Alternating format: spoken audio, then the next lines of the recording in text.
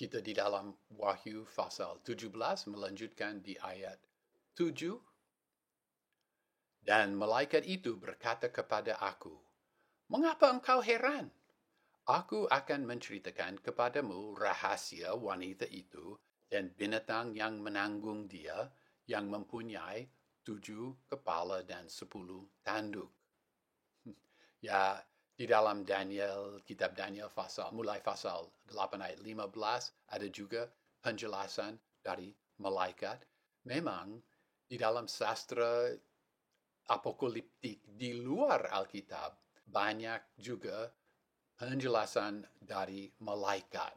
Dan Tuhan memakai kebiasaan itu di dalam sastra ini. Dia memakai bentuk dan kebiasaan sastra apokaliptik untuk menyampaikan kebenarannya di dalam kitab yang terakhir di dalam Alkitab. Di dalam ayat 8, penjelasan malaikat dilanjutkan. Ayat 8.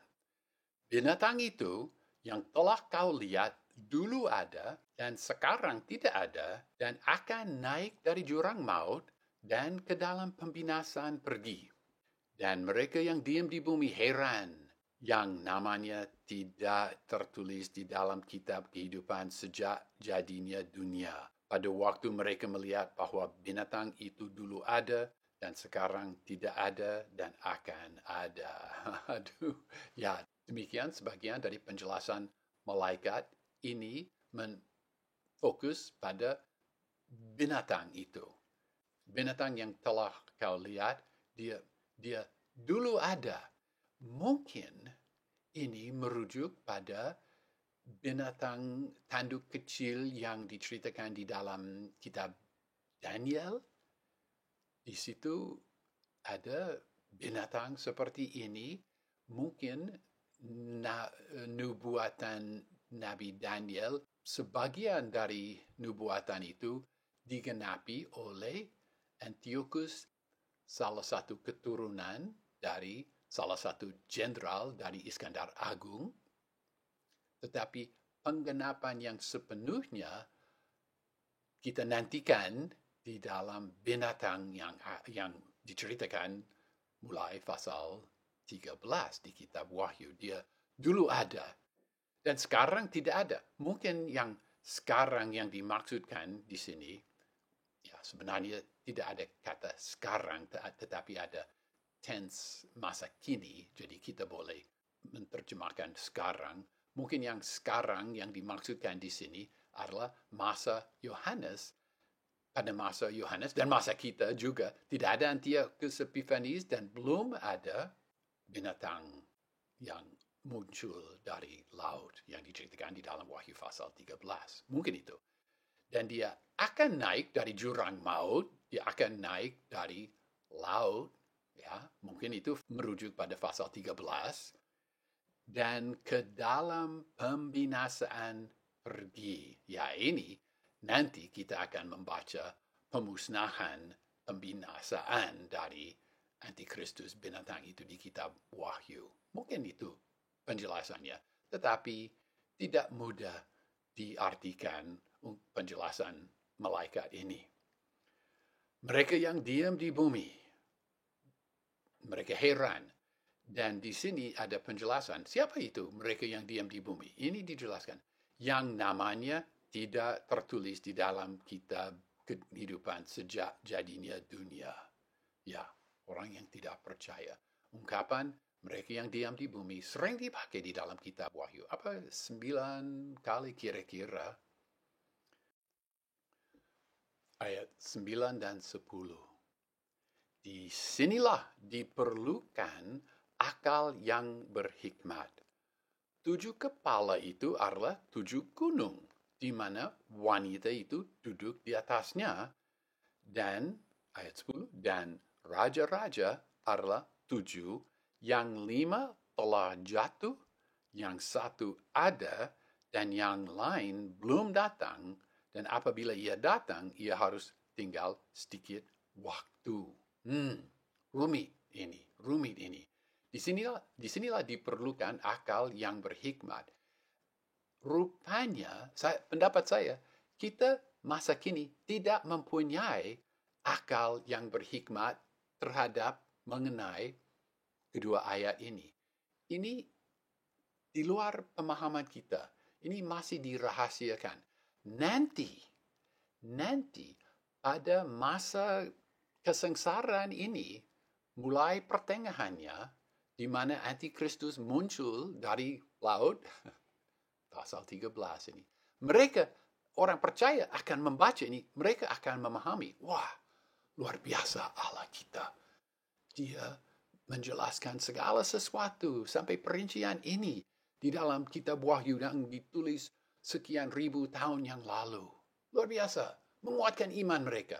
Tetapi tidak menguatkan kita karena kita tidak memahami perincian ini. Akal yang berhikmat. 7 kepala itu adalah 7 gunung. Dijelaskan di sini. 7 gunung. Ya, kota Roma terkenal sebagai kota yang terletak di atas 7 gunung atau 7 bukit. Kata itu, gunung boleh merujuk pada bukit juga. Sampai ada perayaan Septimontium, 7 gunung. Ya, terkenal. Roma punya 7 gunung. Jadi, para pembaca pada masa Yohanes barangkali berpikir, oh, ini 7 kepala itu adalah 7 gunung, ini Roma. Langsung mereka akan berpikir seperti itu. Ya, oke. Tetapi kuasa kota Roma sekarang tidak seperti dulu. Ya, apakah ini menceritakan Roma atau kota lain yang duduk di atas 7 bukit? Kita tidak tahu. Dan tidak dijelaskan kepada kita. Dan kita tidak perlu menentukan ini. Janganlah kita buang waktu dan tenaga dan perhatian pada apa yang tidak dapat dipahami sehingga kita mengabaikan maksud utama dari kitab Wahyu ini yang adalah di manakah hati saudara? Apakah hati saudara ada beserta Babel, zina, materialisme, kekayaan, atau hati saudara ada pada pengantin itu, Yerusalem baru dengan kekudusan yang berkenan kepada Allah. Jangan dijalur sampingkan pada apa yang tidak penting. Terapkanlah kitab Wahyu. Jadilah pemenang sesuai pasal 2 dan pasal 3. Sesuai dengan gaya apokaliptik yang sangat lunak, 7 kepala itu juga mempunyai makna 7 raja. 7 raja yang mana? Walvoord berpendapat bahwa ke-7 gunung dan ke-7 raja menunjuk pada ke-7 kerajaan besar, yaitu Yunani, Persia, Babel, Asyur, Mesir, Roma, dan satu kerajaan yang akan muncul pada akhir zaman. Mungkin, tapi tidak dapat dipastikan. Beasley Murray berkata, 7 raja yang dimaksudkan adalah kaisar-kaisar Roma dan satu raja yang akan datang pada akhir zaman. Ya, tetapi 7 kaisar yang mana? Karena banyak kaisar. Sulit. Dan Morris berkata bahwa mungkin 7 raja itu menunjuk pada kaisar-kaisar Roma atau pada kerajaan-kerajaan besar sepanjang masa. Ya, pasti bila saatnya tiba, saat umat Allah harus mengetahui tafsiran yang benar, mereka akan memperoleh akal yang berhikmat dan memahami ayat ini yang masih samar-samar bagi kita. Ayat 11. Dan binatang yang dulu ada dan sekarang tidak ada, dan ia sendiri adalah yang ke-8 dan adalah sebagian dari ke-7 itu, dan ke dalam pembinasaan pergi. Wah, sulit ini. Kiasan-kiasan yang dipakai di sini rumitlah pada masa kini. Ya, semula dikatakan bahwa binatang itu punya 7 kepala, tetapi di sini ada 8.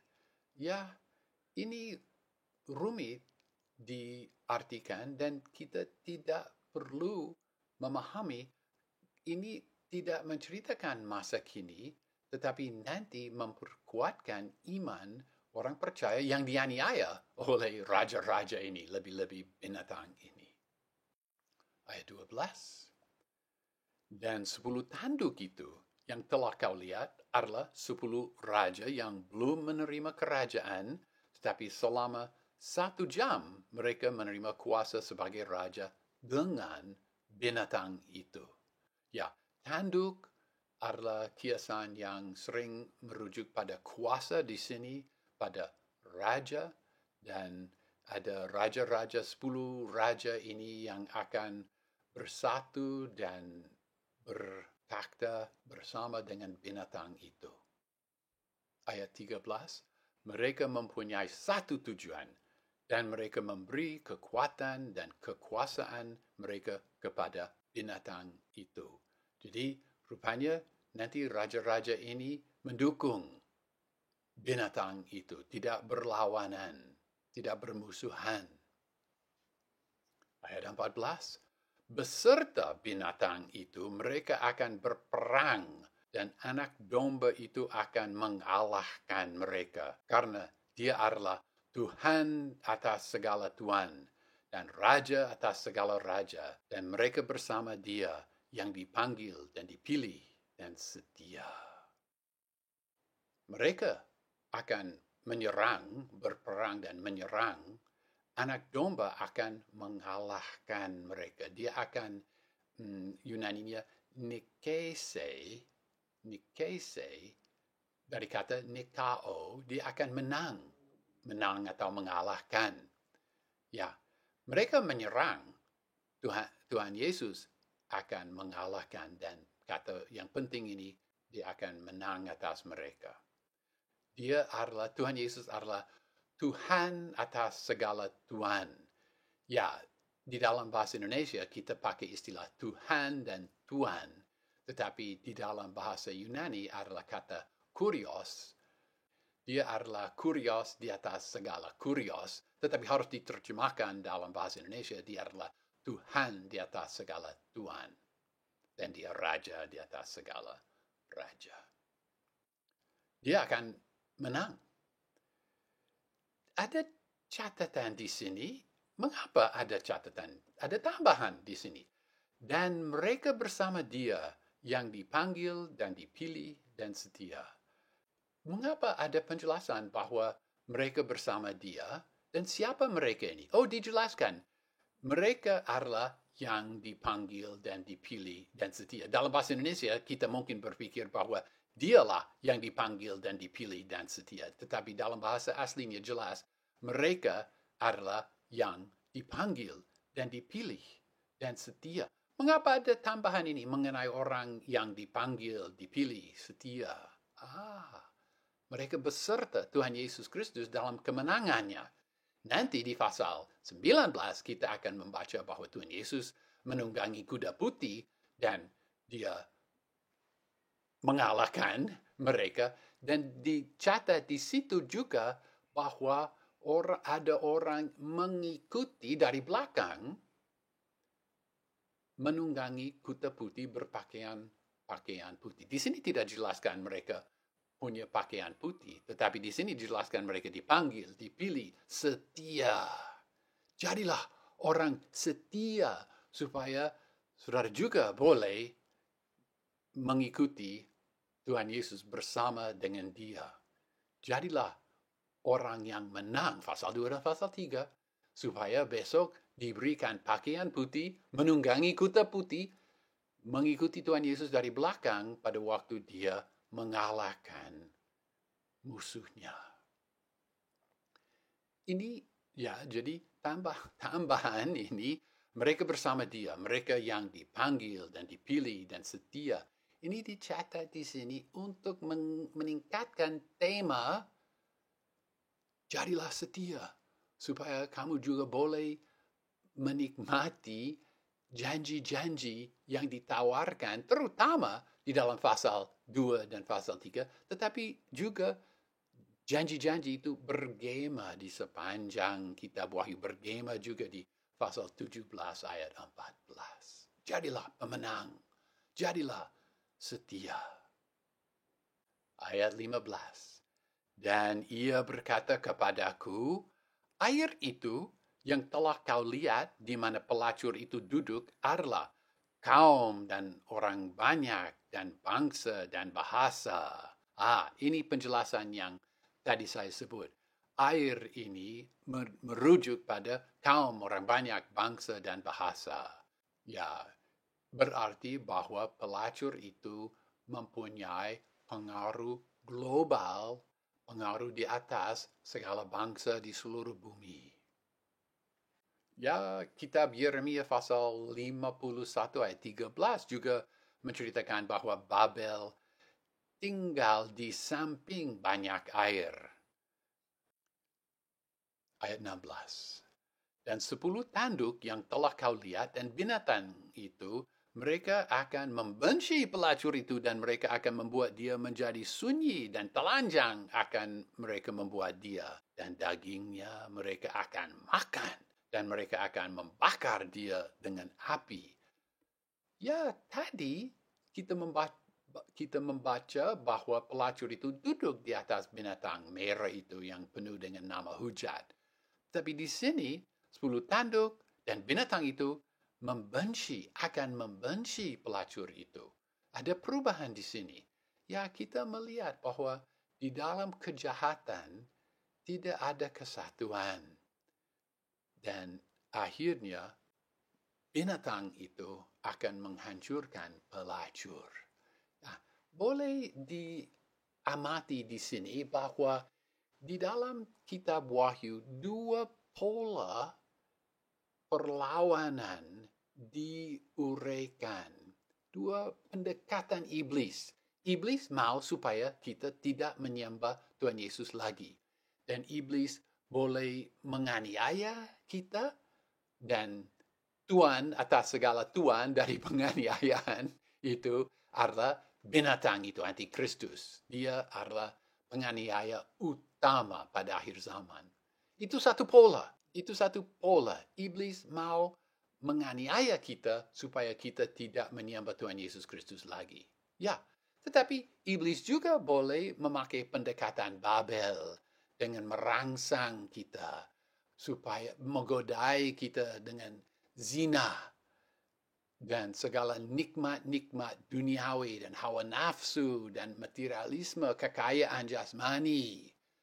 Dan orang percaya yang jatuh pada pendekatan itu, ya mereka juga tidak menyembah Tuhan Yesus Kristus. Bagi iblis tidak apa-apa. Dianiaya sehingga tidak menyembah Tuhan Yesus lagi, atau dirangsang sehingga tidak menyembah Tuhan Yesus Kristus, ya sama saja. Tidak ada masalah bagi iblis, asal kita tidak menyembah Tuhan Yesus Kristus. Tetapi di sini, di ayat 16, kita membaca bahwa akhirnya, pada akhir zaman, pendekatan penganiayaan diketuai oleh antikristus menghancurkan pendekatan rangsang yang diketuai oleh pelacur itu, kota Babel. Pasal 17 ayat 17. Karena Allah telah memberikan ke dalam hati mereka supaya melakukan tujuannya dan supaya melakukan satu tujuan dan supaya memberi kerajaan mereka kepada binatang itu sampai kata-kata Allah telah terselesai. Ya, Beasley Murray berkata, binatang dan sekutunya itu menetap di dalam tangan Allah yang mereka lawan. Allah memakai musuhnya untuk menghasilkan tujuan Allah. Dalam kasus ini tujuan Allah adalah menghakimi Babel dan dia memakai antikristus untuk tujuan itu. Ayat 18. Dan wanita itu yang telah kau lihat adalah kota yang besar itu yang mempunyai kuasa rajani atas raja-raja bumi. Ini penjelasan malaikat. Wanita itu pelacur, ya jelas pelacur itu yang telah kau lihat adalah kota yang besar itu. Nanti jelas kota Babel. Pelacur adalah kota Babel. Ini ayat terakhir dalam pasal ini. Di sini akhirnya dikatakan langsung bahwa wanita itu adalah kota yang besar itu. Ini perlu dipahami. Tidak ada pelacur, ada kota. Kota itu dikiaskan sebagai pelacur. Mengapa? Ya, apa ciri khas pelacur? Merangsang, membawa ke dalam kejahatan dan keburukan dan menghancurkan. Demikian juga kota Babel melakukan yang sama. Maka pelacur adalah kiasan yang tepat untuk kota Babel. Sekali lagi, tidak ada pelacur, tidak ada wanita, ada kota, dan kota itu dikiaskan sebagai pelacur supaya kita lebih memahami sifat dari kota itu yang bermusuhan dengan Allah. Sifat sama seperti pelacur merangsang dan merusak. Demikian juga kota Babel merangsang dan merusak. Orang percaya sadar penuh bahwa pelacur harus dihindari, pelacur harus dijauhi. Melalui kiasan ini, pembaca sekarang memahami bahwa kota Babel juga harus dijauhi. Ya, itu penjelasan ayat terakhir di sini. Ada banyak kesamaan antara pelacur dan kota Babel. Dengan keduanya, raja-raja bumi berzina. Dengan keduanya ada ungkapan kota besar. Lihat 17 ayat 18 dan 18 ayat 16. Dengan keduanya ada kekayaan. Lihat 17 ayat 4 dan 18 ayat 12 sampai 13. Dengan keduanya adalah darah orang kudus. Lihat pasal 17 ayat 6 dan 18 ayat 24. Ada piala dengan keduanya, 17 ayat 4 dan 18 ayat 8. Keduanya dimusnahkan dengan api, pasal 17 ayat 16 dan pasal 18 ayat 8. Dan terakhir, keduanya dimusnahkan sesuai kehendak Allah, 17 dan 18 ayat 5. Ya, jadi singkatnya, pasal 17, sepanjang pasal kita berpikir bahwa ada pelacur, tapi di ayat terakhir di pasal 17, malaikat menjelaskan bahwa, sebenarnya tidak ada pelacur harfiah, ada kota Babel, dan kota Babel dikiaskan sebagai pelacur. Suatu kiasan yang sangat mengesankan dan penuh arti. Tetapi masih perlu dipertimbangkan apakah identitas atau makna dari ungkapan kota Babel di sini. Sebenarnya ada 3 kemungkinan. Saya berharap supaya kita selalu sesering mungkin kita menafsirkan secara harfiah. Dan kemungkinan yang pertama adalah harfiah. Kota Babel ini menceritakan kota Babel yang bersejarah. Sekarang sudah lama ada sebagai reruntuhan, tapi jika tafsiran harfiah dapat dijaga di sini, kota Babel yang kuno akan dibangun kembali. Itu tafsiran yang pertama. Babel masa silam dibangun kembali. Nanti kita menilai ketiga kemungkinan. Kemungkinan yang kedua, Babel adalah nama samaran bagi suatu kota tertentu seperti mungkin Roma atau Hollywood atau Paris atau Kuala Lumpur atau Jakarta atau ya samar-samar identitas tetapi nama samaran pada suatu kota yang tertentu. Itu kemungkinan yang kedua. Kemungkinan yang ketiga adalah bahwa ungkapan kota Babel merujuk pada semua kota-kota bangsa-bangsa pada zaman global ini dan zaman global yang ada pada hari kiamat. Ya, oke. Jadi, kekuatan masing-masing. Saya suka paham harfiah, saya mau, tetapi di sini rupanya paham harfiah itu tidak kuat. Apakah Babel yang sudah lama dihancurkan akan dibangun kembali dan mencapai pengaruh yang global? Ya,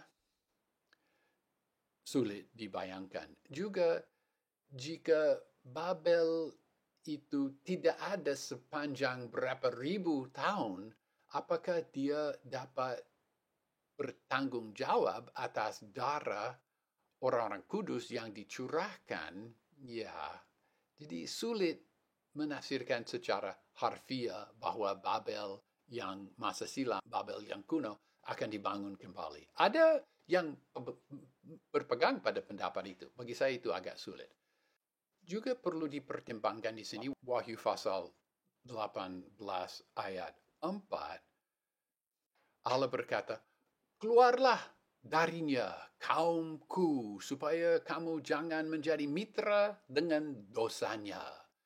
Jika ini Babel harfiah atau jika ini merujuk pada secara samar-samar merujuk pada satu kota, keluarlah darinya, apakah ini berarti harus mereka orang percaya yang tinggal di dalam kota itu harus pindah alamat, harus pindah rumah?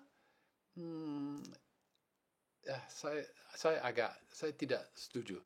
Bagi saya kemungkinan yang lebih kuat adalah bahwa ungkapan kota Babel merujuk pada semua kota-kota bangsa-bangsa yang mempunyai pengaruh global di masa globalisasi ini. Jadi, di dalam Wahyu pasal 17 ada kiasan pelacur yang akhirnya kita paham bahwa kiasan ini merujuk pada kota Babel yang ada kiasan mabuk dengan darah orang-orang kudus dan dengan dia raja-raja bumi berzina. Ya, tapi ini kiasan dipakai untuk menceritakan sifat kota Babel itu. Nanti ada nubuatan yang lebih bersifat harfiah menceritakan pemusnahan kota Babel.